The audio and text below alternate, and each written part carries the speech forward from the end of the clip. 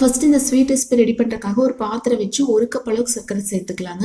1 cup அளவுக்கு சர்க்கரை எடுக்கிறோம் அப்படின்னா அதே கப்பில் 2 கப் அளவுக்கு தண்ணி சேர்த்துக்கலாம். சேர்த்து நல்லா ஹை ஃப்ளேம் வச்சு நல்லா கலந்து விட்டுட்டே இருக்கலாங்க. சர்க்கரை பாகுப்பதம் கம்மிப்பதம் அந்த மாதிரி எதுவுமே கிடையாது. சர்க்கரை நல்லா கரைஞ்சி வர இல்லைங்களா, அந்த ஸ்டேஜில் நம்ம ஸ்டவ் ஆஃப் பண்ணிடலாம்.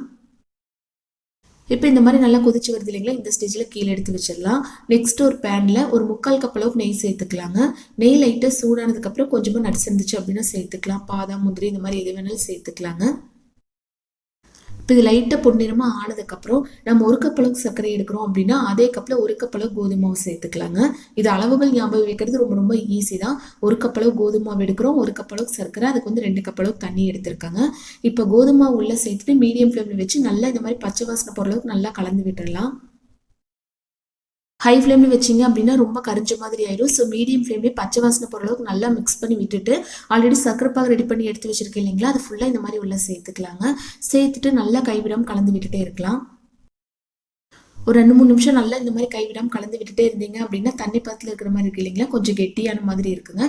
இந்த ஸ்டேஜில் கொஞ்சமே ஏலக்காய் பவுடர் சேர்த்துக்கலாம். இதை சேர்த்துட்டீங்க அப்படின்னா நல்லா வாசனையாக ரொம்ப நல்லாயிருக்கும். இப்போ வந்து பேனில் கொஞ்சம் கூட ஒட்டாமல் இருக்கு இல்லைங்களா, இந்த ஸ்டேஜில் நம்ம கீழே எடுத்து வச்சிடலாங்க.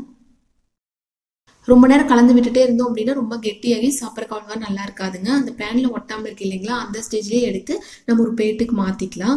அவ்வளோதான் பாருங்கள், சூப்பரான ஒரு ஸ்வீட் ரெசிபி 10 நிமிஷத்தில் டக்குன்னு ரெடி பண்ணிட்டு இல்லைங்களா. டேஸ்ட் ரொம்ப அட்டகாசமாக இருக்குங்க. செய்கிறது ரொம்ப ரொம்ப ஈஸி தான். ஸோ கண்டிப்பாக எல்லாருமே இந்த மெத்தடில் ட்ரை பண்ணி பாருங்கள். ட்ரை பண்ணி பார்த்துட்டு எப்படி இருந்துச்சுன்னு ஃபீட்பேக் மறக்காமல் என் கூட ஷேர் பண்ணுங்கள். இந்த வீடியோ யூஸ்ஃபுல்லாக இருக்குன்னு நினச்சிங்க அப்படின்னா லைக் ஷேர் பண்ணிவிட்டு நம்ம சேனலை மறக்காமல் சப்போர்ட் பண்ணுங்கள். தேங்க்யூ ஃப்ரெண்ட்ஸ், பாய்.